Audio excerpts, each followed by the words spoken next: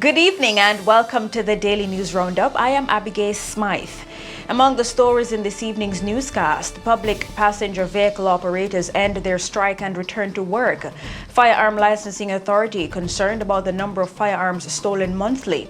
Serial rapist pleads guilty to 17 counts of armed robbery, rape and abduction. Jamaica Civil Service Association signs MOU with Finance Ministry for restructuring of compensation. In business, Jamaica's point-to-point inflation rate moves up as of October.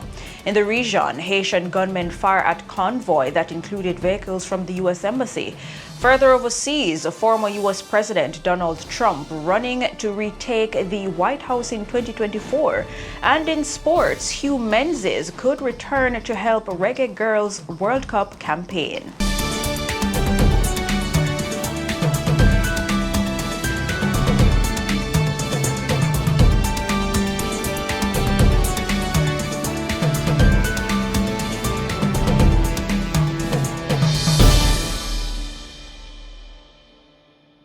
Now for the news in detail. Public passenger vehicle operators agreed to end their strike and return to work on Wednesday. Hundreds of taxi operators across the island carried out a strike demanding that the government grant them an amnesty on the payment of their traffic tickets. The government, however, rejected the demand. The public transport operators are seeking to broker a payment proposal following a meeting with government officials at the Ministry of Transport and Works on Tuesday. One taxi operator is furious that the government had granted a 2-week gun amnesty but had been unwilling to guarantee cab drivers a similar privilege. He argues that the payment deadline often passes before they can muster up the funds for their traffic violations. He says taxi operators in downtown Kingston were constantly being ticketed for stopping behind Jamaica Urban Transit Company JUTC buses to offload and onboard passengers on the grounds that drivers were obstructing traffic. Another taxi operator laments that he is a victim of tickets. He says many of them are just recovering from losses incurred during the coronavirus pandemic. A bus operator says drivers along the St. Andrew West rural route were being ticketed repeatedly for stopping along Constant Spring Road. He argues that several bus stops have been removed in road expansion works. He says he and dozens of bus and taxi drivers have been unwarrantedly receiving traffic tickets from the police at pickup points that were once designated bus stops. He also raised concerns with the latest version of traffic tickets issued on thermal receipt paper, which reportedly fades before the expired period for payment. Chief Executive Officer, CEO of the Firearm Licensing Authority, FLA, Shane Dalling, has raised concerns about the number of firearms being stolen monthly and falling into the hands of criminals. An average of 5 to 10 licensed firearms are stolen monthly. Mr. Dalling says majority of the guns reported stolen were taken from vehicles. He notes that Jamaica has approximately 45,000 licensed firearm holders and that criminals often target events held at high-density venues like the National Stadium, where licensed firearm holders tend to leave their guns in their vehicles. He states that this is one of the main reasons the FLA insists on licensed firearm holders following the safety measures to ensure their firearm is secured at all times. Mr. Dalling says the Firearms Act requires that the person should at all times secure the firearm in such a manner that it does not get into the hands of unauthorized persons, and when not in use, it should be kept in a safe. The Firearms Act states that losing a firearm through negligence shall be liable to a fine of $100,000 with or without hard labor for a term not exceeding 12 months. Also, if a licensed firearm holder loses a gun under what the FLA deems to be negligent circumstances, any other permit would be revoked and the firearm taken. Meanwhile, Reverend Al Miller, who was convicted of negligence in 2011 for the alleged theft of his licensed firearm, says the police should not be so quick to charge just because a firearm is lost. Miller believes that a thorough investigation should be done before charges are laid against licensed firearm holders. Minister of Health and Wellness, Dr. Christopher Tufton, says the government has signed agreements with 2 U.S.-based facilities to improve healthcare delivery. The agreements were signed with the University of Miami and the Hartford Healthcare System. Dr. Tufton says the deals seek to create opportunities for the training and development of specialist nurses, as well as lessen staff challenges in the public health sector. He adds that the agreements will open the door for greater collaboration in technology and enhanced use of telemedicine in the delivery of healthcare. The minister says a draft joint training course outline has been developed, which will facilitate the training of the first batch of specialist nurses. About 100 supporters of the People's National Party (PNP) gathered outside the offices of the Ministry of Health and Wellness in New Kingston on Wednesday in protest, continuing their calls for the resignation of Minister Christopher Tufton. The calls come following the deaths of 13 babies from a bacterial infection at the Victoria Jubilee Hospital. Among those leading the protest was the opposition leader and PNP President Mark Golding. In his address to the protesters, he said Tufton should resign or be removed from the health portfolio. The call for Dr. Tufton to resign or to be removed from the portfolio. Yes. Not only did this outbreak of an infection which led to the lives of many babies occur under his watch again, but armed with that information, he decided to keep it to himself. And as a result of that, parents who could have made a decision to go to another facility to have their baby went to the Victoria Jubilee, and some of them got infected, the mothers and the babies, and died. And he must be held accountable for that. The opposition had said it plans to ramp up demonstrations in other municipalities in their quest to get the health minister to resign. The Minister of Legal and Constitutional Affairs, Marlene Malahu Fort, says a constitutional reform committee is due to recommend changes to the Jamaican constitution. Among the changes will be recommendations on Jamaica's transition to a republic. The minister says significant work has already been done by several previous committees, which would see a bill being speedily brought to Parliament for the changes to be effected. However, before that is done, she says the Constitutional Reform Committee will again examine the provisions of the Constitution and the Jamaica Independence Act to identify provisions that will require amendment and make those recommendations. She notes that the likely changes, including the shift from a constitutional monarchy to a republic, quote, cannot be a mere cosmetic change, end quote. And in the meantime, opposition leader Mark Golding is expressing dissatisfaction with what he says is very little work done since the formation of the Ministry of Constitutional Affairs. He says that Jamaica must move quickly towards further decolonization. The opposition leader is calling on the government to make adopting the Caribbean Court of Justice part of the reform despite prior failures to come to a consensus. He is also calling for the Charter of Fundamental Rights to be left alone due to its relatively new adoption, adding that he is particularly concerned due to what he sees as the government's poor track record on the issue of human rights. The Westmoreland police are investigating the circumstances surrounding a two-vehicle crash on Strathbogie Crossroad in the parish, which claimed the lives of 2 men on Monday. The deceased are 16-year-old Jamal Watson, a student of Porter's Mountain in the parish, and 29-year-old Arain Campbell, a laborer of Porter's Mountain. Reports from the Savannah Lamar Police are that at about 3 p.m., Watson and Campbell were on a motorcycle traveling northerly along Strathbogie Main Road. Upon reaching a section of the road, it is alleged that Watson tried to overtake a line of traffic when he collided with a white Toyota Hiace motorbus that was traveling in the opposite direction. Both Watson and Campbell died from injuries they sustained from the accident. The driver of the Toyota Hiace motorbus was interviewed and given a breathalyzer.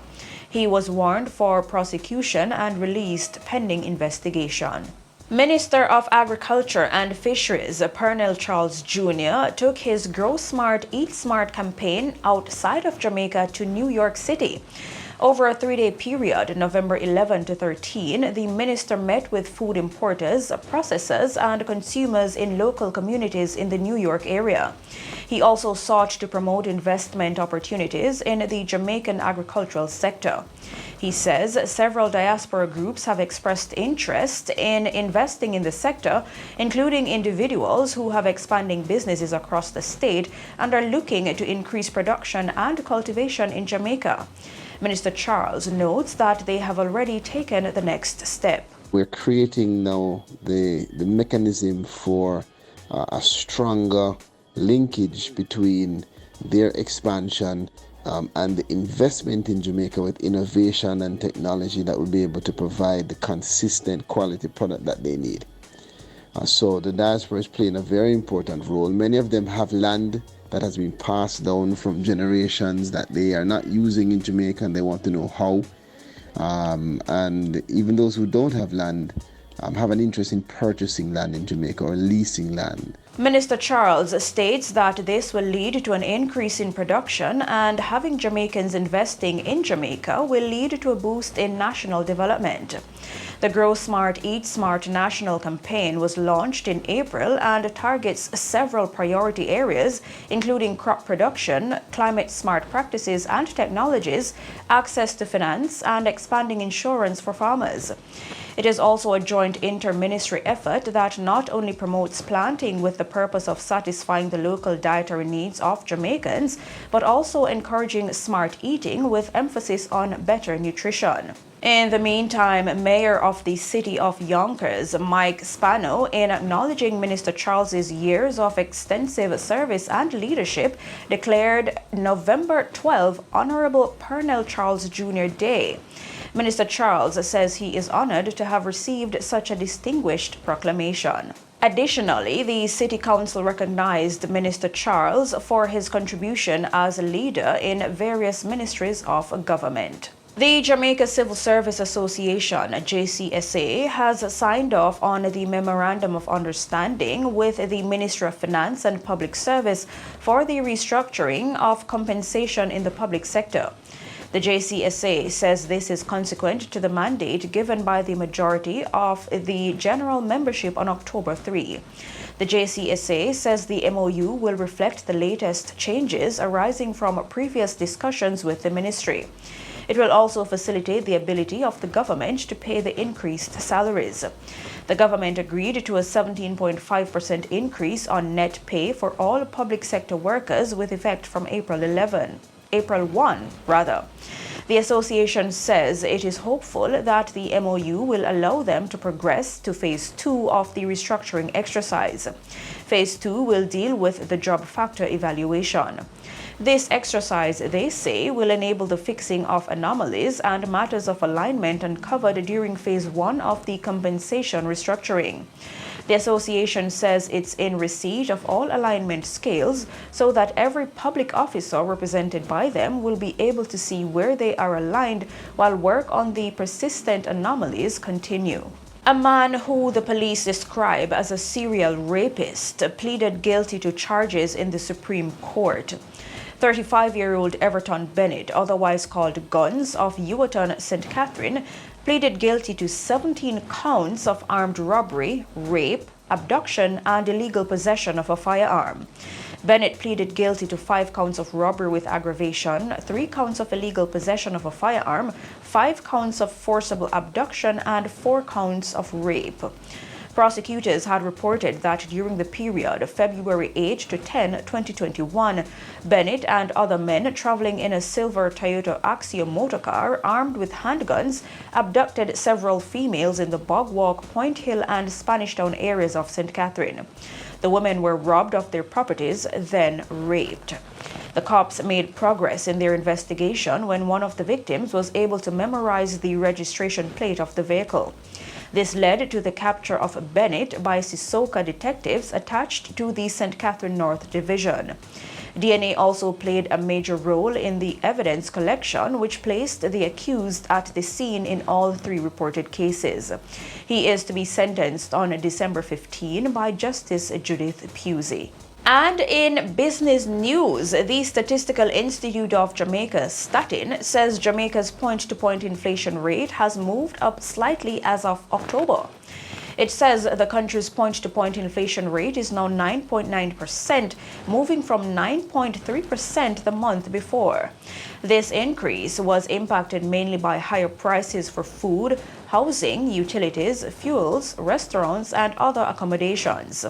The index for the division food and non-alcoholic beverages rose by 10.1% and was mainly affected by the point-to-point movement for cereals, meat, and other parts of slaughtered land animals. The housing, water, electricity, gas, and other fuels index increased by 12.7% over the last 12 months. This was largely attributed to the significant upward movement due to higher electricity rates. The Office of Utilities Regulation approved an increase in the electricity rate for the Jamaica Public Service Company JPS, and this was reflected in customers' bills in October 2022. In the region, on Monday, gunmen in Haiti opened fire on a convoy that included vehicles from the U.S. Embassy and Haitian National Police, as well as commercial vehicles. A Haitian driver was injured, but no police or embassy personnel were reported hurt. A State Department spokesman confirmed those details to the Associated Press, but gave no other information on the incident beyond noting that the injured person's wounds were not life-threatening. The incident comes at a time of rising violence and increasingly brazen attacks by Haitian gangs that have grown more powerful since the July 2021 assassination of President Jovenel Moïse. And on the international scene, former U.S. President Donald Trump, aiming to become only the second commander-in-chief ever elected to 2 non-consecutive terms, announced Tuesday night that he is running to retake the White House in 2024. He vowed to run a campaign that will bring people together, claiming the Republican Party cannot afford to nominate a politician or conventional candidate if it wants to reclaim the White House 2 years from now. Trump's long-awaited campaign comes as he tries to reclaim the spotlight following the GOP's underwhelming midterm elections performance. Republicans failed to gain a Senate majority, came up short in their efforts to fill several statewide seats, and have yet to secure a House majority, with only 215 races called in their favor so far out of the 218 needed. Aides say Trump is betting that his first out-of-the-gate strategy will fend off potential primary rivals and give him an early advantage with deep-pocketed donors. He is widely expected to be challenged by both conservative and moderate Republicans, though the calculus of some presidential hopefuls could change now that he is running. And in sports news, Jamaica Football Federation JFF General Secretary Dennis Chung says Hugh Menzies, the architect of the national senior women's team's 2019 World Cup qualifying campaign, could be on the verge of returning to the program to help the Reggae Girls World Cup campaign.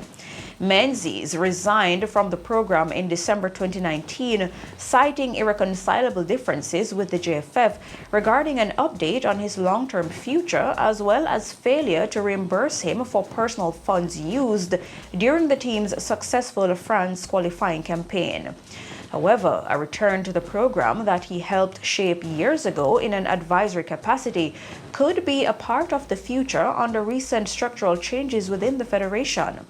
The JFF General Secretary says while there is nothing concrete, there is a strong interest from President Michael Ricketts to bring Menzies back into the fold in some capacity. And a bit of entertainment news for you today. 5 Jamaicans have been nominated for a Grammy for Best Reggae Album. The nominees are Coffee's Gifted, Sean Paul's Scorcher, Protege's Third Time's the Charm, Kabaka Pyramid's The Calling, and Shaggy's Come Fly With Me. This nomination marks another victory for Coffee, who was the youngest person to win Best Reggae Album back in 2020 for her EP Rapture. She made history as the youngest woman to cop the win in the 37-year history of the category. Sean Paul and Shaggy are no stranger to this category, as the men are both Grammy Award winners. Sean Paul won back in 2003 for his album Dirty Rock, and Shaggy won with Bombastic in 1996 and again in 2019 for his joint album with Sting called 44876. Protege was nominated for the award in 2018 for the album A Matter of Time. Kabaka Pyramid earns his first nomination with his sophomore album, The Calling, that was released on the last day of qualification. The album, produced by Damien Junior Gong Marley, was released via Ghetto Youths International and Bebel Rock Music. And that's it for the news roundup for today. I am Abigail Smythe. See you next time.